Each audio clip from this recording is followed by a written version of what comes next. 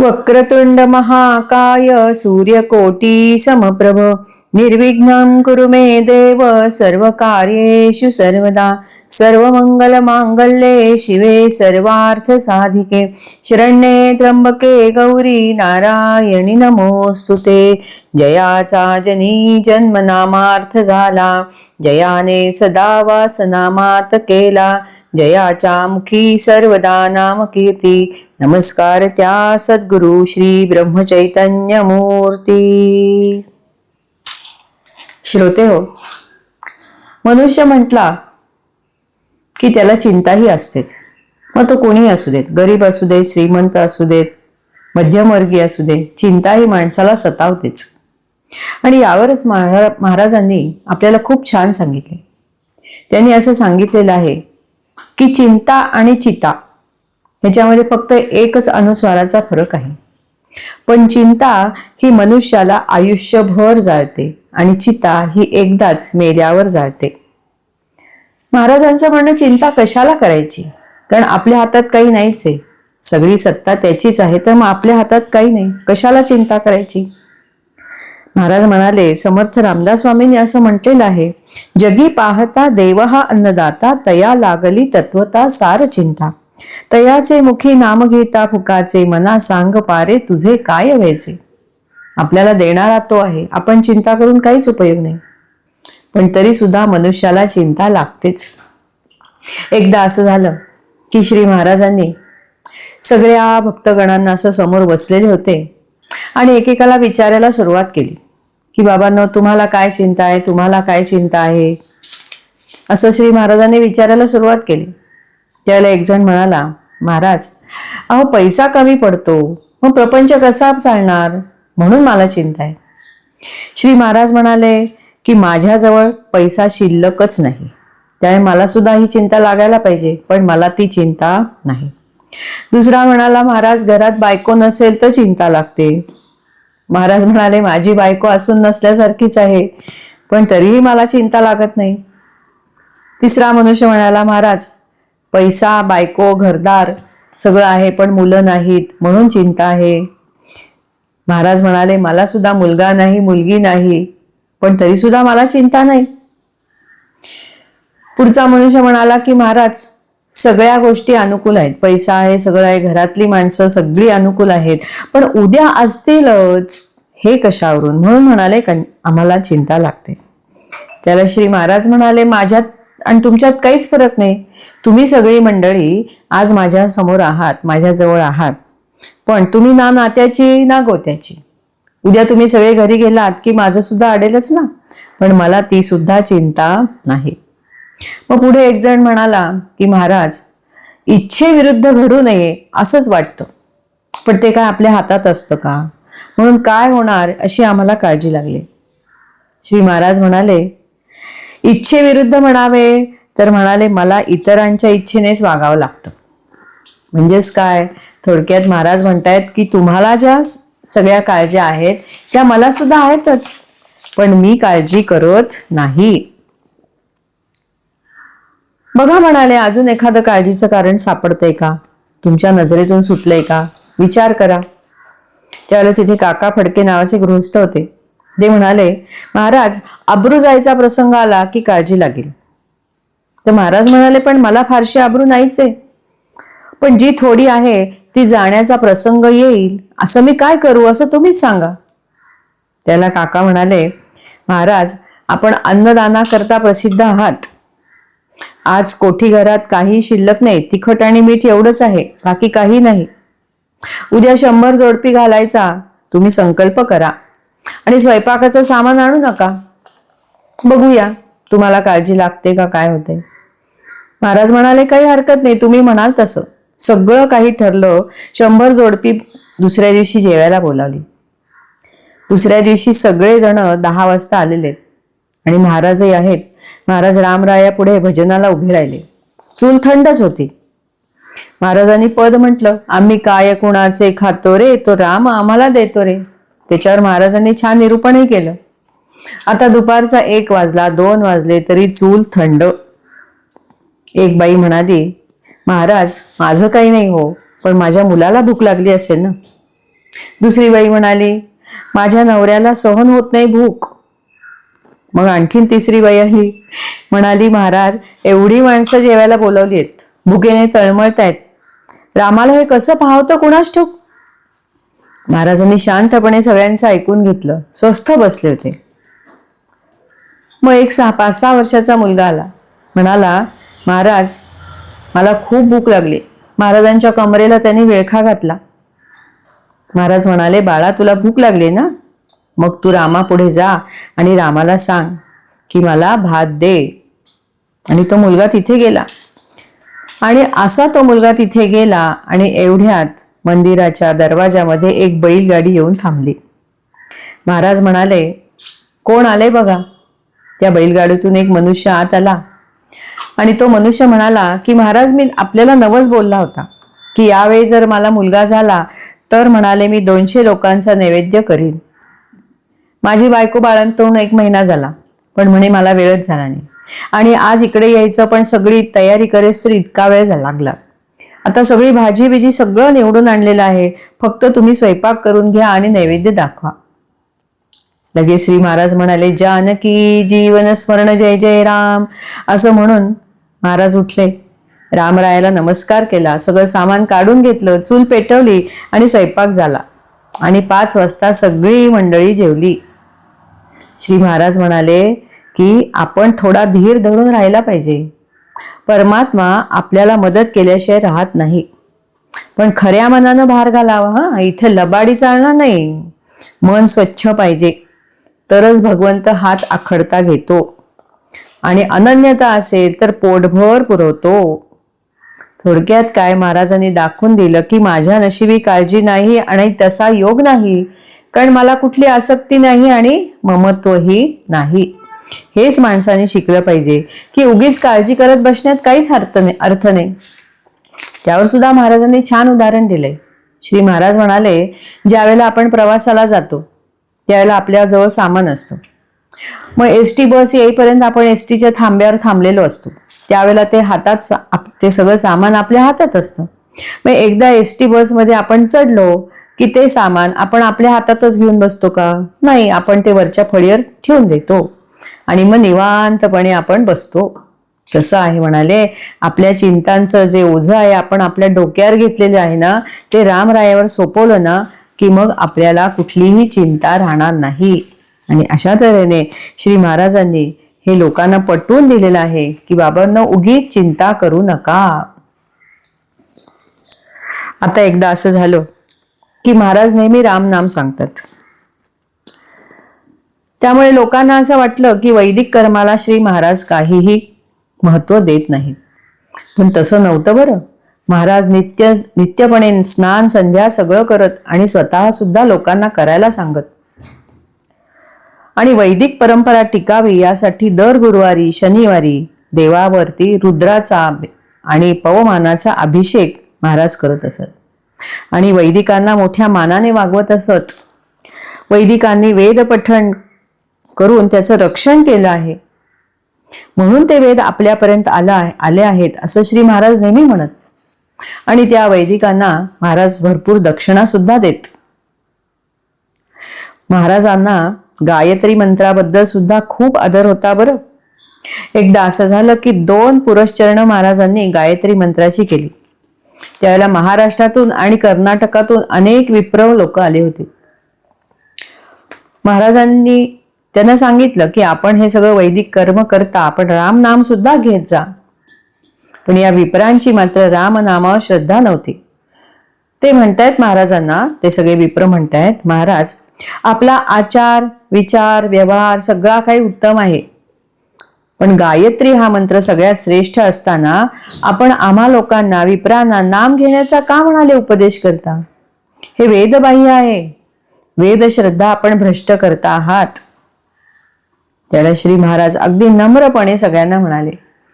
महाराजांनी रामरायाला नमस्कार केला आणि नम्रतेने म्हणाले की खरंच आपण विप्र लोकांनी ही वेदविद्या इतके वर्ष जतन करून ठेवले. तुमची योग्यता मोठी आहेच. मी अज्ञानी जीव आहे, मला ग्रंथांचं ज्ञान नाही. मी रामरायाचा दीनदास आहे आणि त्याच्या नामावर माझं प्रेम आहे. पण मी काय सांगतो एवढं आपण ऐकून घ्यावं. श्री महाराज पुढे म्हणाले की वेदाने गायत्री पूज्य मानलेली आहे, कारण गायत्रीत खरोखरच खूप सामर्थ्य आहे. गायत्री करणाऱ्याच्या अंगी सुद्धा खूप सामर्थ्य असतं, पण त्यासाठी वैराग्य हवं, पावित्र्य राखावं लागतं, पावित्र्यही ठेवावं लागतं. पूर्वीचे ऋषी मुनी म्हणाले, महाराज सांगतायत की पूर्वीचे ऋषी मुनी अरण्यात राहत होते. कंदमुळे हाच त्यांचा आहार होता. इंद्रियांवरती संयम होता. त्यामुळे सत्य हेच त्यांच्या वाणीचं भूषण होतं आणि कामक्रोधाचा त्यांनी त्याग केला होता. मग असे हे ऋषी हेच खरं गायत्रीची उपासना करण्यास योग्य असतात. लगेच एक विप्र उठले, म्हणाले, मग आम्ही त्याच ऋषींचे वंशज आहोत की? श्री महाराज म्हणाले, खरंय आपलं, पण म्हणाले त्या ऋषींचं राहणं, त्या ऋषींचं खाणं, त्या ऋषींचा इंद्रिय संयम, सत्यनिष्ठा यापैकी आपल्याजवळ काहीच शिल्लक नाही राहिलेलं. आता पर्जन्य सुक्त म्हणायचं म्हटलं तर पाऊसच काय, पण साधा वारा सुद्धा सुटत नाही. पण हे त्या ऋषीमुनींच्या तपश्चर्येचं सामर्थ्य होतं. आता ते सामर्थ्य राहिलेलं नाहीये. म्हणजे काय, थोडक्यात महाराज म्हणाले की सध्याचा काळ खूप निराळा आहे. ज्या ऋषींची विषयभोगावर मालकी होती, नियंत्रण होतं, त्यांचेच वंशज आता विषयांचे, इंद्रियांचे दास झाले आहेत. वैभव, धन, संपत्ती याचा लोभ त्यांच्या मनात आहे. त्यांच्या आहार विहारात बदल झालेला आहे. म्हणजे वैदिक कर्म हे आता खरं तर नावालाच राहिलेलं आहे. ही एक पोटभरू विद्या राहिलेली आहे. वैदिक पठण जे वेद पठण ही एक पोटभरू विद्या राहिलेली आहे. याला विप्र म्हणाले, जरा रागावले आणि म्हणतायत, मग वैदिक कर्म नाहीशी करावीत का काय? आपल्या भक्तगणांपैकी सांगा बरं, किती जण रोज संध्या करतात ते दाखवा.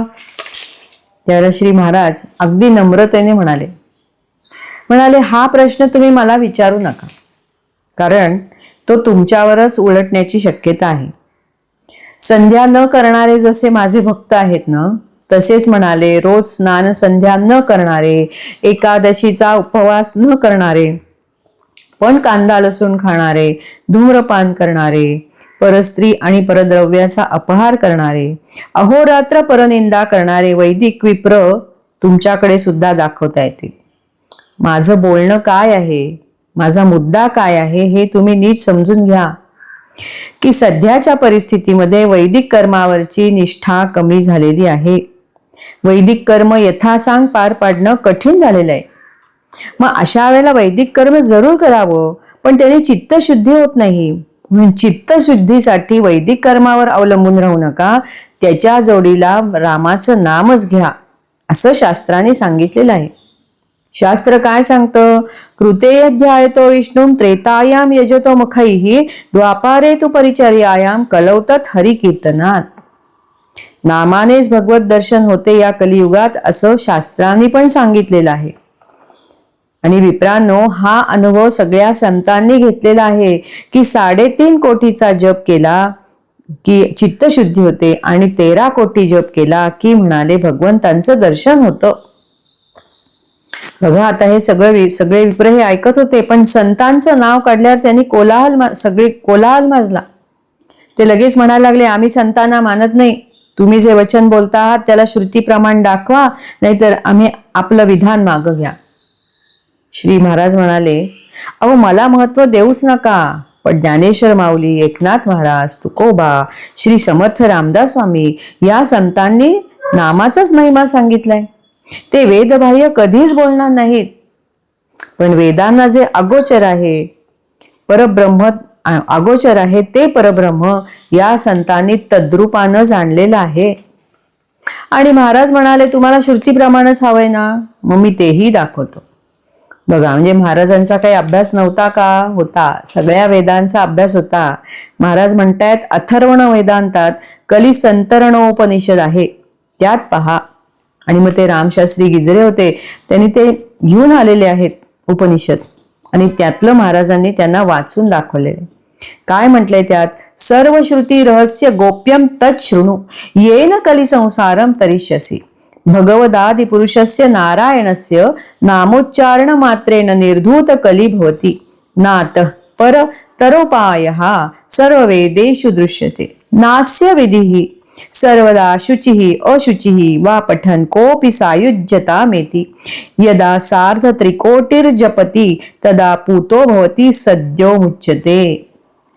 श्रुती काय सांगते की या कलियुगामध्ये, या कलीचा नाश करायचा असेल, या संसारातून तरुण जायचं असेल तर भगवान नारायणाचं नामोच्चारणच महत्व आहे.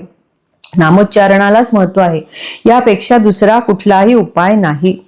आणि यासाठी पवित्र अपवित्र असं काहीही लागत नाही. कुठल्याही परिस्थितीत, कुठल्याही स्थितीत आपण नाम घेऊ शकतो. आणि सांगितलेलं आहे की 3 कोटी जप केला की तो मनुष्य पुण्यवान ठरतो आणि त्याला ताबडतोब मोक्ष मिळतो. श्री महाराज पुढे म्हणाले, विप्रहो, तुम्ही एक लक्षात घ्या की वेद हे भगवंतांचं वर्णन करतात आणि नाम हे मात्र भगवंतांचं अस्तित्व प्रकट करतं. प्रत्येक वेदमंत्राच्या आरंभी हरि ओम हेच नामच आहे, हे नामच आहे. वेद कसे आहेत? अनादि आहे, तसं नामही अनादि आहे. वेद अपौरुषेय आहे, नामही अपौरुषेय आहे. वेद अनंत आहे तर नामही अनंतच आहे. अहो म्हणाले, प्रत्यक्ष आदिगुरु शिवांनी ते घेतलेलं आहे भगवंतांचं नाम, म्हणून ते नाम अनादि आहे. मंत्र तो शिवाचा राम जप असं म्हटले. आणि म्हणून म्हणाले की नामामध्ये किंवा नामसाधनेमध्ये बाकी कुठल्याही गोष्टीची नियम नाही लागत, बंधनं नसतात, आहार विहाराची बंधनं नाहीत. पण वेदांसाठी, योग मार्गासाठी, ज्ञान मार्गासाठी अनेक बंधनं आहेत. आणि सध्याच्या कलियुगामध्ये मनुष्याला संयम ठेवता येत नाही. म्हणून संतांनी आपल्याला एकच सांगितलं आहे की बाबांनो, अगदी कळकळीनं सांगितलंय संतांनी की तुम्ही रामनाम घ्या. कारण भगवंतांचं नाम हे आगंतुक नाही. अहो, ते आदिनारायणाने वेद सांगितले ना, वेद सांगितले तेव्हाच ओंकाराचा ध्वनी केला आणि ओम हेच नाम आहे असं श्री महाराज सांगतात. म्हणून म्हणाले, कलीचा नाश नामानेच होतो, चित्ताची शुद्धी सुद्धा नामानेच होते. श्रोते हो, म्हणून म्हणाले की महाराजांचं हे सगळं म्हणणं लोकांना पटलेलं आहे. कारण महाराजांचं बोलणं किती साधं होतं, लीनता होती त्यांच्या अंगात, सरळ बोलत होते. आणि शिवाय नामाबद्दलचा आत्मविश्वास त्यांच्या मनात होता, नामावरची निष्ठा त्यांच्या मनात होती, नामाबद्दलचा आपलेपणा त्यांच्याकडे होता आणि स्वानुभवाचं तेज होतं आणि वादकुशलता होतीच. आणि शिवाय वेद परंपरेचा सुद्धा श्री महाराजांना आदर होता. आणि या सगळ्या गोष्टी त्या विप्रांनी बघितल्या आणि त्यांच्या लक्षात आलं की महाराज सांगतायत ते अगदी बरोबर आहे. महाराजांचं म्हणणं, महाराजांचा मुद्दा त्यांना पटला आणि त्यांनी श्री महाराजांकडून नाम घेतलेलं आहे. श्रोते हो, खरंच आहे. तुकाराम महाराजांनी सुद्धा म्हटलेलं आहे, वेद अनंत बोलिला, वेद अनंत बोलिला, अर्थही तुकाची साधेला, अर्थही तुकाची साधेला, नाम विठोबाचे घ्यावे, नाम विठोबाचे घ्यावे, निजनिष्ठे नाम घ्यावे, निजनिष्ठे नाम घ्यावे, वेद अनंत बोलला. आणि श्रोते हो, श्री महाराजांनी आपल्याला हे सांगितले की साधं, सोपं, सरळ, सुलभ असं जे भगवंतांचं नाम आहे ना, तेच या कलियुगात योग्य आहे. त्यांनीच आपल्या चित्ताची हळूहळू शुद्धी होते, आपल्या मनातल्या कामवासना हळूहळू दूर होतात आणि मग आपल्या मनात कुठल्याही प्रकारचं पाप वासना पण येत नाही आणि आपल्याला भगवंतांचं दर्शन होतं. श्रोते हो, गोंदवल्याजवळ तालुका खटाव आहे. तिथे वडूज गावी एक मामलेदार होते. हे मामलेदार तरुण होते आणि तरुणपणीच त्यांची मामलेदार या पदावर नियुक्ती झाली आणि मामलेदार म्हणून मोठी प्रतिष्ठा त्यांना लाभली. मग काय, स्वर्ग 2 बोटं उरला. त्यांना कर्तृत्वाची आढ्यता होती, गर्व होता, ताठा होता. आणि असं झालं की मनुष्य देवधर्म मानत नाही, त्याला साधू संत यांच्याबद्दल तुच्छता वाटू लागते. तसंच यांचं झालं. हे भोंदू साधू समाजाला बिघडवतात असं त्यांना वाटत होतं. आणि श्री ब्रह्मचैतन्य महाराजांची कीर्ती याच वेळेला त्यांच्या कानावर पडली, कारण गोंदवल्यापासून ते जवळच राहत होते. मग आता महाराजांचं ढोंग पाहण्याची त्यांना इच्छा झाली. त्यांची तालुकाभर फिरती असे, बरोबर टांगा असे. एकदा ते श्री महाराजांकडे आले. दुपारची वेळ होती. श्री महाराज रामाचं चरणतीर्थ घेत होते आणि त्यावेळेला हे मंदिरात आले. त्यावेळेला श्री महाराज म्हणाले की आता प्रसादाची वेळ झाली, आपण प्रसाद घेऊनच जा. लगेच मामलेदार कसे म्हणतात बघा, छे आम्हाला वेळ नाही, आम्ही सरकारी नोकर. भक्त मंडळींच्या पैशावरती ऐतखाऊपणे भजन आणि भोजन झोडणारा रिकाम टेकडा मी बुवा नाही. आणि लगेच जाकिटातून घड्याळ काढून पाहिलं. मी सरकारी अधिकारी आहे, मला माझ्या वेळेला किंमत आहे, मी थांबू शकत नाही. महाराज शांतपणे म्हणाले. महाराज म्हणतात, रावसाहेब, आपल्याला सरकारी कामाची निकड आहे. आपल्या घोड्यानं जर आपल्याला नेलं तर तुम्ही जरूर जा. मग रावसाहेबांनी लगेच टांगा हाकण्यास फरमावलं. अहो पण घोडा जागचा हालेच ना. खरं तर कधीच असं घडत नाही, घोड्याला चाबूक मारा असं आता त्यांनी सांगितलं. पण तरी सुद्धा घोडा हालायला तयार नाही. आणि महाराजांचे जे भक्त होते वामनराव, ते मंदिराच्या पुढच्या दारात उभे होते. ते सारं पाहत होते की त्या घोड्याला त्यांनी मारायला सांगितलंय वगैरे. आणि त्याच वेळेला वामनरावांचं लक्ष श्री महाराजांकडे गेलं. त्यांनी बघितलं की श्री महाराजांच्या पाठीवरती वळ उठले जात आहेत. आणि ते आश्चर्यचकित झाले आणि लगेच बाहेर आले आणि त्यांनी सांगितलं की घोड्याच्या पाठीवरचे वळ श्री महाराजांच्या पाठीवर उठतायत. तेव्हा आता हे तुम्ही मारणं थांबवा. आणि रावसाहेबांनी सुद्धा विचार केला की हा आपला जातीवंत घोडा आहे, हा आज जागचा हालत नाहीये. याचा अर्थ काय की इथे नक्की काहीतरी गोष्ट वेगळी घडते आहे. आणि म्हणून रावसाहेब टांग्यातून उतरले, आत आले आणि त्यांनी महाराजांकडे पाहिलं. तर श्री महाराज हसून त्यांना म्हणतायत, अहो आता कसं झालंय, मला अंगावर पित्त उठण्याचा त्रास अलीकडेच सुरू झालाय. पण हे आमचे वामनराव, ते उगीच त्याचा संबंध घोड्याशी लावतायत. आणि त्यामुळे होतं काय, या अशा लोकांमुळे माझ्यावर बुवाबाजीचा आरोप होतो. पण म्हणाले, वळ पाहिल्यावरती ते खरे असल्याची खात्री रावसाहेबांची झाली. म्हणून त्यांनी महाराजांना सांगितलं की मी प्रसाद घेऊनच जाणार. आणि श्री रावसाहेब आणि त्यांचा पट्टेवाला दोघांनी श्री महाराजांकडे प्रसाद घेतला. आणि श्री महाराजांनी घोड्यासाठी सुद्धा तोबरा चंदी पाठवली. प्रसाद घेऊन झाला. श्री महाराज म्हणाले रावसाहेबांना, आपण सरकारी अधिकारी, आपल्याला उशीर होत असेल तर आपण आता निघावं. आणि श्री महाराज टांग्यापर्यंत रावसाहेबांना पोचवायला आले. श्री महाराजांचं ते मृदू गोड आर्जवानी बोलणं पाहिलं आणि रावसाहेब म्हणाले, महाराज, आपल्या पाठीवरचे वळ गेल्याशिवाय मी इथून जाणार नाही. श्री महाराजांनी घोड्याकडे कृपापूर्ण दृष्टी टाकली. त्याच्या डोळ्यात अश्रू होते. महाराज त्या घोड्याला म्हणतायत, बाबा रे, माझ्यामुळे तुला उगीच त्रास झाला, उगीच शिक्षा झाली, पण तू मनावर घेऊ नकोस. असं म्हणून श्री महाराजांनी घोड्याच्या पाठीवर हात फिरवला आणि त्याच्या पाठीवरचे वळ गेले. आणि महाराज रावसाहेबांना म्हणतायत, रावसाहेब, अहो आपलं जनावर जातीवंत आहे बरं, त्याच्या पायगुणानंच आपल्याला हे सगळं वैभव मिळालं आहे. आणि म्हणून म्हणाले, यापुढे त्याच्या मर्जीविरुद्ध वागू नका. आणि रावसाहेब निघून गेले. आणि आता वामनराव ज्ञानेश्वरी हे सगळं पाहत होते की महाराजांच्या पाठीवरचे वळ निघून गेलेले आहेत आणि तो घोडाही निघून गेलेला आहे. घोड्याच्या डोळ्यात अश्रू आले आणि महाराजांच्या पाठीवरचे वळ गेले. वामनराव ज्ञानेश्वरींना लक्षात आलं की माऊलींनी ज्ञानेश्वरीमध्ये जे सांगितलं आहे, सिद्ध पुरुषाची लक्षणं सांगितली आहेत. कुठली? अहिंसा, क्षमा, आर्जव आणि रसाळ भाष्य. हे जे सगळं आहे माऊलींनी सांगितलेलं आहे, हे तंतोतंत महाराजांमध्ये वामनरावांना दिसून आलं. म्हणजे प्रत्यक्ष व्यवहारातलं उदाहरण वामनरावांना दिसलेलं आहे. आणि म्हणून वामनरावांना खूप आनंद झालेला आहे.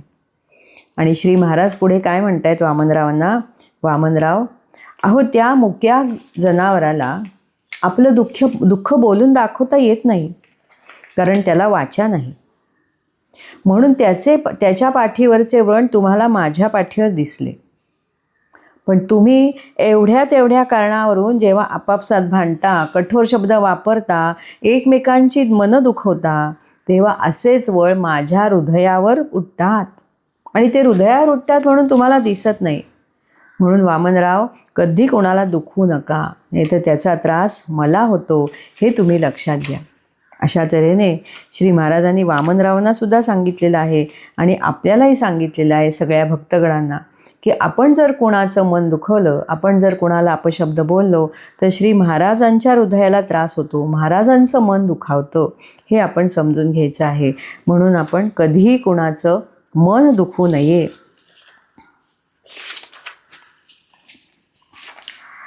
आता आपण श्री महाराजांच्या प्राणीप्रेमाबद्दल बघूया.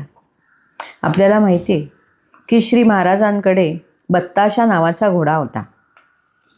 झालं असं की भिकाजी फौजदार नावाचे गृहस्थ होते. त्यांनी एक पंचकल्याणी घोडा विकत घेतला. त्याच्या अंगावरती 5 पट्टे होते. तो चांगला उंचापुरा होता, उमदा होता. पण तो कधी कुणाला आपल्या पाठीवर बसूच देत नव्हता. रूपानं सुंदर होता, सशक्त होता, डौलदार होता, पण तो त्या भिकाजी फौजदारांना आपल्या पाठीवर बसू देत नव्हता. मग त्यांनी तो घोडा श्री महाराजांकडे आणला आणि श्री लगेच उडी मारून त्याच्या पाठीवर बसले. तेव्हा तो जोरात खिंकाळला आणि त्याला पळवत पळवत श्री महाराज खूप दूरपर्यंत गेले आणि परत आले सुद्धा. आणि श्री महाराज उतरले आणि आता म्हणतायत भिकाजींना, भिकाजी आता तुम्ही बसा घोड्यावर. तेव्हा भिकाजी फौजदार काय म्हणाले, महाराज तो आता आपला झाला आणि आपण ज्या गादीवर बसलात त्या गादीला मी कसं शिवू. आणि अशा तऱ्हेने भिकाजी फौजदारांनी तो घोडा श्री महाराजांना अर्पण केला आणि म्हणाले की आपण याचा स्वीकार करावा. आणि मग श्री महाराज लगेच घोड्याला म्हणाले, जा श्रीरामाचं दर्शन घेऊन ये. तर तो घोडा लगेच रामाच्या मंदिरात गेलाय, रामापुढे गेलाय, रामापुढे डोकं हलवलंय, रामाला नमस्कार केला, अंगाभोवती एक प्रदक्षिणा मारली आणि मारुतीरायांना सुद्धा या घोड्यानं नमस्कार केला. हा बत्ताशा घोडा श्री महाराज 2-3 दिवस जर ह्याच्या पाठीवर बसले नाहीत तर म्हणाले हा दंगा करायचा. एकदा असं झालं की शाहू चिवटे नावाचे गृहस्थ आले. म्हणाले, मला हा घोडा देता का महाराज, मी असे 500 रुपये तुम्हाला देतो. श्री महाराज म्हणाले, पैसे कशाला देताय, आमचा मालक रघुनाथ, घेऊन जा याला.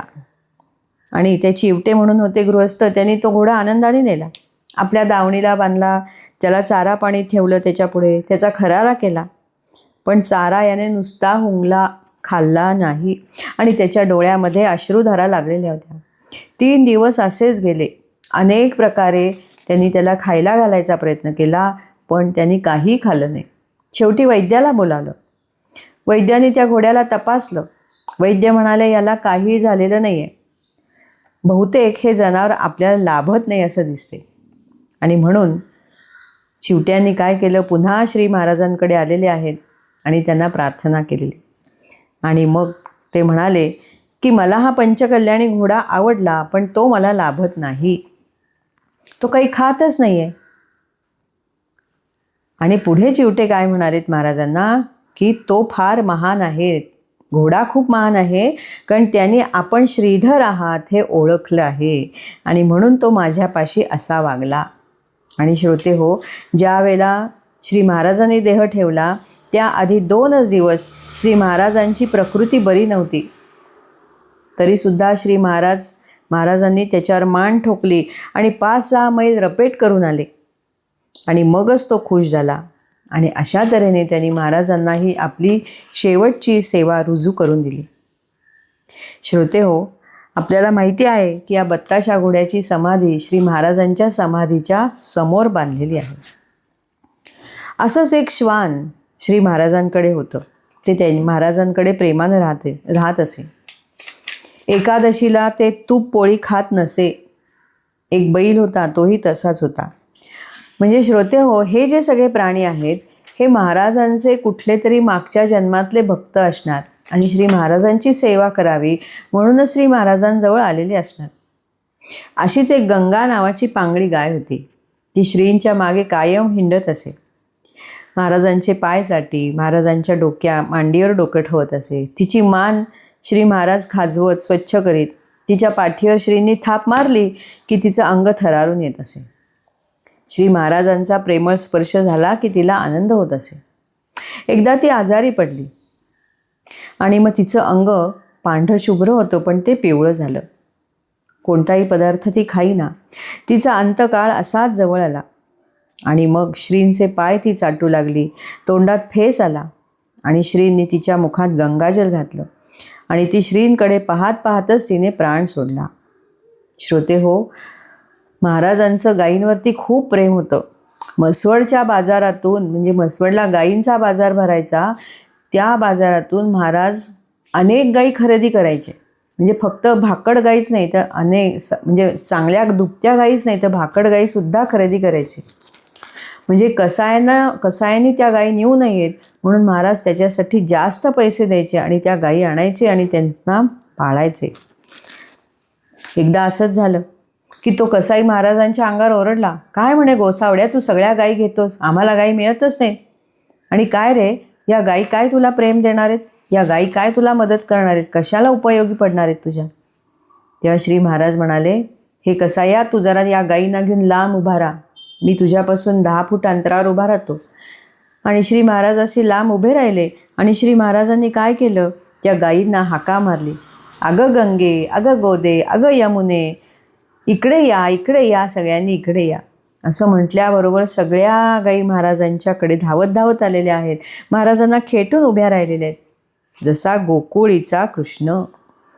म्हणजे त्या कसायला महाराजांनी दाखवून दिलं की या गायींना काय हवं आहे, प्रेम हवं आहे.